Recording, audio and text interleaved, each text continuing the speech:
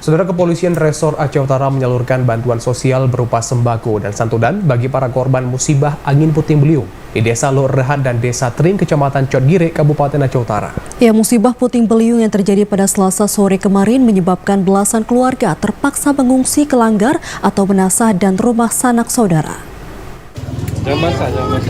Bantuan bagi korban musibah angin kencang di Desa Lok Rehat dan Desa Tring, Kecamatan Cotgire, Aceh Utara mulai berdatangan. Salah satunya dari Kepolisian Resort Aceh Utara menyalurkan bantuan sosial masa panik berupa sembako dan santunan bagi para korban pada Rabu siang. Bantuan disalurkan langsung ke langgar atau merasa Desa Tring yang menjadi salah satu lokasi pengungsian warga yang rumahnya rusak berat akibat diterjang angin puting beliung.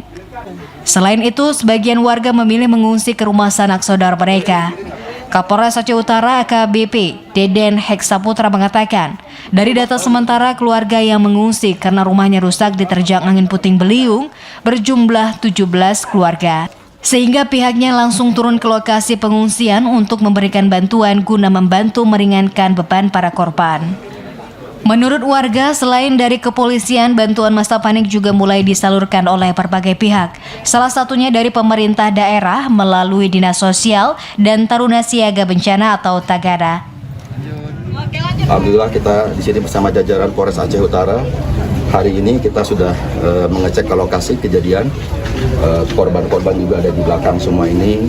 Kita berikan bantuan sosial berupa sembako dan santunan untuk membantu para korban bencana yang terkena korban angin puting beliung. Diberitakan sebelumnya sebanyak 18 rumah dan 1 masjid dan 1 kedai di Desa Lok Rehat dan Desa Tring, Kecamatan Cotgire, Aceh Utara, rusak akibat diterjang angin puting beliung pada Selasa sore kemarin. Rata-rata kerusakan rumah warga terjadi di bagian atap. Hal ini mengakibatkan sebagian warga terpaksa mengungsi. Dari Aceh Utara, Fajar Siddiq, TVRI melaporkan.